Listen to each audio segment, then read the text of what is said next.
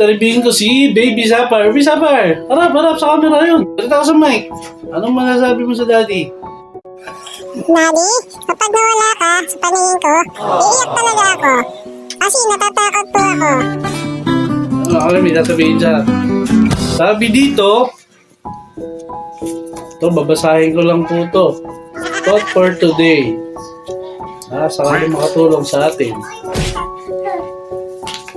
Sabi dito,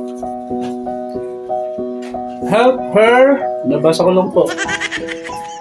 Practice short goodbyes. Example, alis muna si daddy or mommy. Sabihin, pupunta na CR. Sabihin na, balik din agad.